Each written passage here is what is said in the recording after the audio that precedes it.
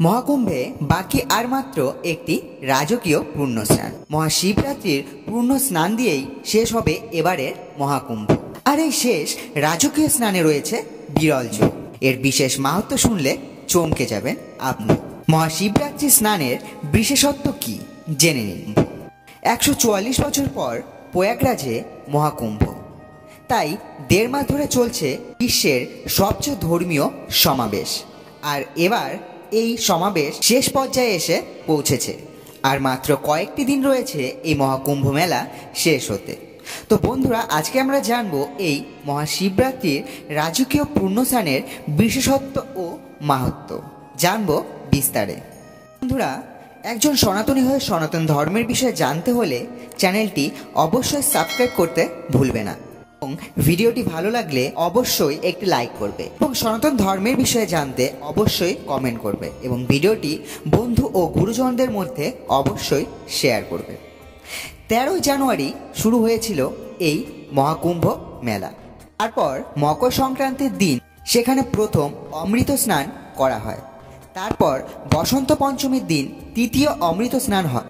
সাধু সন্ন্যাসীরা এরপর তাদের নিজ নিজ আখড়ায় ফিরে যান। এবার শেষের পথে মহাকুম্ভ। 26শে জানুয়ারি মহাশিবরাত্রি তা শেষ হতে চলেছে। হিসেব অনুযায়ী আর মাত্র একটি পূর্ণ স্নান বাকি রয়েছে, যাকে বলা হয়েছে রাজকীয় স্নান। 12 ফেব্রুয়ারি মাঘী পূর্ণিমার স্নান শুদ্ধ শেষ হয়েছে। এবার পালা মহাশিবরাত্রির। মহাকুম্ভের মহাশেষ স্নান কখন অনুষ্ঠিত হবে, এই স্নানের মাহাত্ম্য কি জেনে নিন। ইতিমধ্যে ত্রিবেণী সঙ্গমে পূর্ণ স্নান সেরে ফেলেছেন কোটি কোটি মানুষ। এখনও ভিড়ের চোটে প্রয়াগরাজে পা ফেলানো দায়। রাস্তা জুড়ে সারি সারি গাড়ি জ্যাম। মানুষের ভিড়ে কার্যত অবরুদ্ধ হয়ে পড়েছে উত্তরপ্রদেশ। যত দিন ফুরিয়ে আসছে ততই বাড়ছে ভিড়।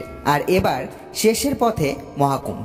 প্রয়াগরাজ্যের মহাকুম্ভের মেলা 26শে ফেব্রুয়ারি মহাশিবরাত্রির দিন শেষ হবে এবং একই দিনে মহাকুম্ভের শেষ স্নান ও করা হবে। এবার মহাশিবরাত্রির বিশেষ কিছু ঘটনা ঘটতে চলেছে। এই পরিস্থিতিতে মহাশিবরাত্রির কুম্ভ স্নানের গুরুত্ব আরও বেড়ে গিয়েছে। মহাশিবরাত্রির ত্রিবেণী সঙ্গমে স্নানের গুরুত্ব কি চলুন জেনে নিই।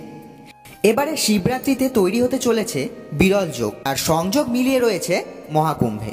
মহাশিবরাত্রি উপলক্ষে চন্দ্র সূর্য এবং শনির একটি বিশেষ ত্রিগ্রহী যোগ তৈরি হচ্ছে। এই যোগকে সমৃদ্ধি ও সাফল্যের প্রতীক হিসেবে বিবেচনা করা হয়। এছাড়াও এদিনে শিবযোগ এবং সিদ্ধিযোগেরও সংমিশ্রণ রয়েছে। এছাড়াও মহাশিবরাত্রিতে অমৃত সিদ্ধি যোগও তৈরি হচ্ছে।